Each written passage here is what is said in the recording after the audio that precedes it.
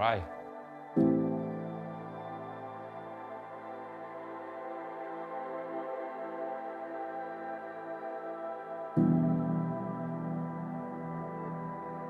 My name is Kareem Chadley. I am the founder and executive director of Dad's Evoking Change. I am Lionel Barry Preston II. My name is Carlos Rosario. I'm from a military family, and I'm an outstanding father. My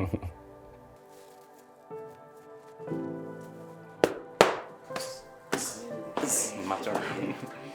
My son means everything. The strongest person I know, my hero. We got this saying that my father told me, sigue pa'lante, keep moving forward. And that's what my son teaches me without knowing. Teaches me just to keep on trucking. My son, Damani Elijah Chadley, was my world. When I held my son and he was in my arms for the first time, I was overtaken with just a sense of like a new purpose of my life. And I was only 20 years old, so I was still very young in my journey and my personal journey, but I knew my journey would never be the same, and I knew that this was going to change the trajectory of my life as I had known it. Being a dad is just like something that you can't explain, you can't script it, nobody can tell you because it's different for everybody. For me, it's just like it's been a very humbling and very exciting experience. Her name is Leilani Kendall Preston. She's 5 years old, 5 going on 25. Very charismatic, very well-spoken. She's just a joy. She's a joy.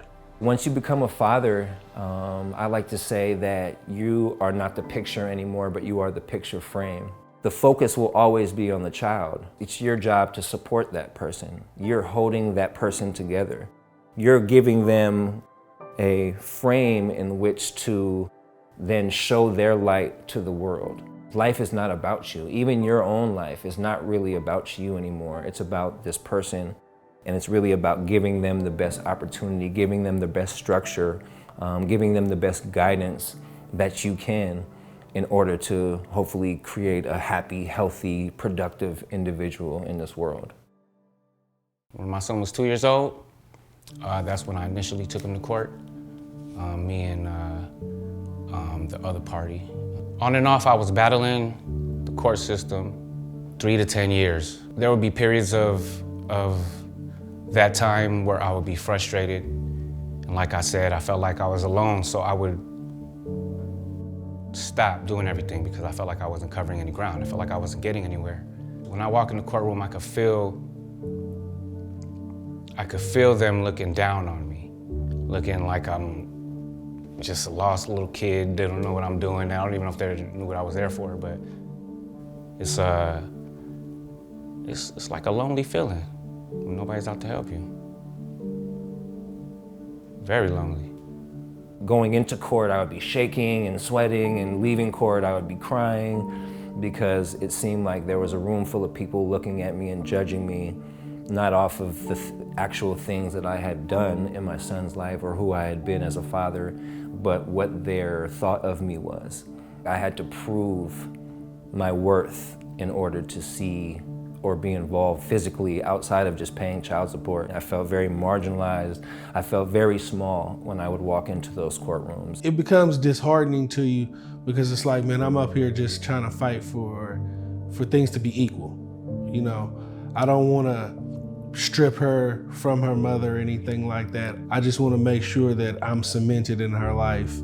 Being a black or brown father, there are definitely stereotypes out there.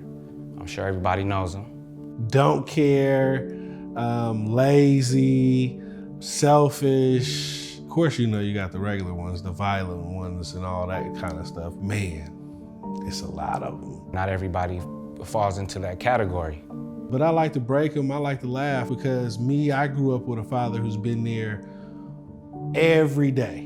To be a black father that is going against those stereotypes is to be a part of the change of your communities. Black fathers face a unique set of circumstances where they have to not only show a child how to grow up, be functional as an adult, but they also have to teach some very more specific skills on how to be an African American in today's society, how to navigate certain situations that they're not going to teach you in school, how to be able to deal with the police pulling you over, being able to deal with if your teacher is treating you differently from the other students. So there's a lot of unique situations I think Black fathers have to be not only equipped to teach their kids about, but they also have to be ready to be a leader and lead by example when it comes to raising their children.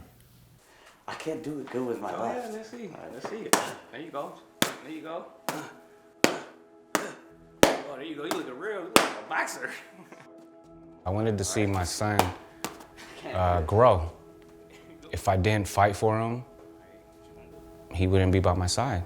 I wouldn't have that. I wouldn't have that luxury, I'm gonna call it, because it means a lot. Many times during my process through the family court situation, I felt like, yeah, there's no point in this. You could tell by the looks, by people's willingness to help you. They might give you the runaround twice. No matter what I come in here and say, no matter what I come in here and do, they will still have this outlook on who I am and how much I should be involved. And so I consistently felt like not showing up to court, but I knew that me being involved in my son's life had a direct correlation to that. I'm a fighter, and especially when it comes to her, since day one, I told her it's me and you. So me giving up is not an option. I can't do it. I can't fathom it, I can't understand it. There's nobody, nothing that can make me stop fighting for her, because I just want to see her be better than me and be the best that she can be. I learned how strong I can be and how patient I can be. I learned not to take no for an answer, that's for sure. As a father trying to navigate through the family court system, child court, child custody, there wasn't many resources available to you. I'm sure there was some out there, but I didn't know of any. The only resource I knew was the self-help center, and that was a mess. There's not much help on how to specifically navigate through these different court situations, whether it be child support or child custody. And it made me feel small. It made me feel like I didn't matter. It was frustrating. It made me angry. It made me feel like, why won't anybody tell me what I have to do in order to navigate this situation? I'm just trying to do anything.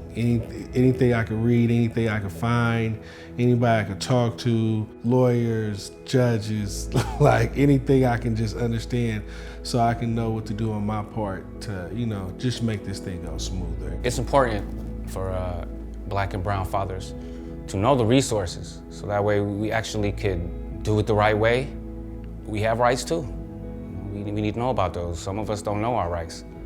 It makes things a lot easier with the court system. When you understand what you're going into, you can navigate through it a little easier. But when you're going in there blind, it's challenging. After my son transcended the physical form, I was left with not really knowing what to do with my life. My initial thought was I wanted to create something that would memorialize my son and would keep his name in this physical realm. Keeping my son's name alive was very important, so I came up with the acronym DEC, because my son's initials were DEC, Damani Elijah Chadley. I tried to find words that would explain what I was trying to do with the organization, so I came up with Dad's Evoking Change. We are trying to evoke change. We are trying to change trajectories of families. We know that young people need their mother and their father just as much, and that we wanted to be a part of the change of not that fathers were not there before, but that the fathers that were there are never seen. For me, a reform system looks like a system that, rather than trying to tear families apart, will help families be together. We need to be creating systems that will allow families to become as whole as possible, to heal traumas, to be able to go through their experience and understand that, hey, if we can't do this, which it's hard, like many people can't do this successfully, we have someone to lean on, we have a program to lean on, we have resources that are available to us that will give us the tools so we can start not only thinking about our own personal beef or our own personal issues, but we can start thinking like, what's better for the child? I've learned that it's not easy. You're not just gonna get anything given to you. You have to get up, you have to research, you have to read, you have to ask, you have to put your pride to the side, and you have to do what's best for your child. You have to go overtime. To be a father means to be a protector. To be a father means to have unconditional love for someone outside of yourself. To be a father has an impact on your community. It has an impact on your direct family and the families that you are surrounded by.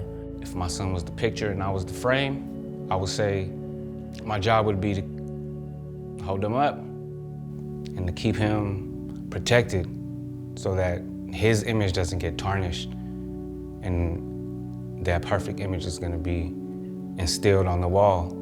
You know, sometimes you take pictures down from the wall, but you see the little outline. That's what's gonna happen.